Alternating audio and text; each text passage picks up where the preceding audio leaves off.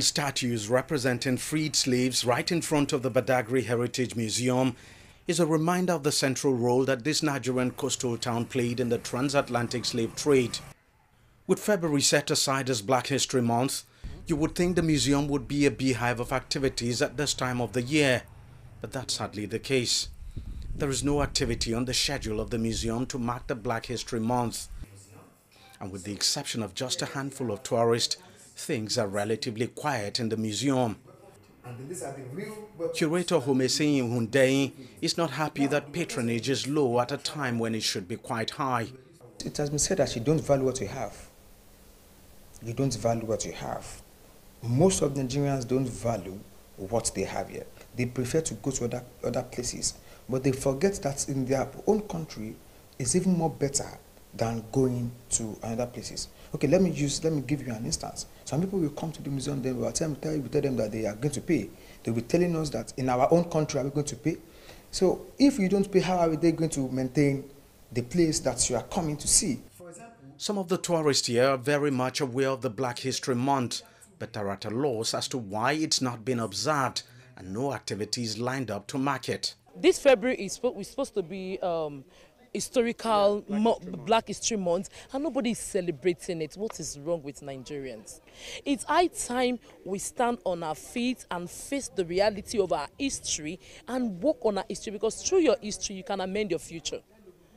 So I really learned a lot today. I'm happy I'm here at the Heritage Museum at Badagry. I'm so happy I'm here, but I'm heartbroken. One of the historical national monuments at Badagry is the Brazilian barracoon, built in 1840, which has 40 slave cells. During the transatlantic slave trade era, enslaved Africans were kept in the tiny cells, from where they were forcefully pushed into ships and sent to the so-called New World, where they would be exploited and mistreated. At this time, you would expect this place to be jammed with tourists, but the curator says the Black History Month has not generated any buzz here. If you go to places like Gorialand, Almina Castle in Ghana, you see activities going on over there. But I don't know our own problem really here. And I used to tell people that Badagry is just a prototype of Africa. Anytime Badagry excel, Africa will be excel. You understand? So I don't know really, because this is a Black African month that you can see. People, there's supposed to be activities going on. Exactly. So I don't really know. I don't know why. I blame it squarely on, some of the African culture in terms of how, we value tourism, how we value, things like this. And also, I think our leaders, mostly our politicians, they tend to, politicize some of these things.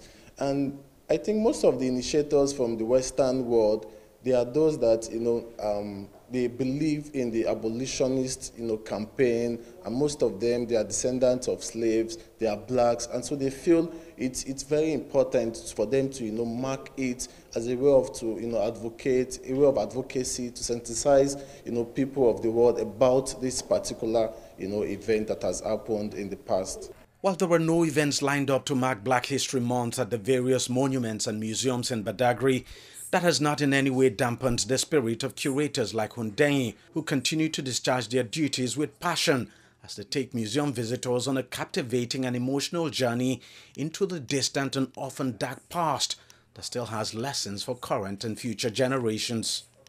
DG Badimasi, CGTN, Lagos, Nigeria.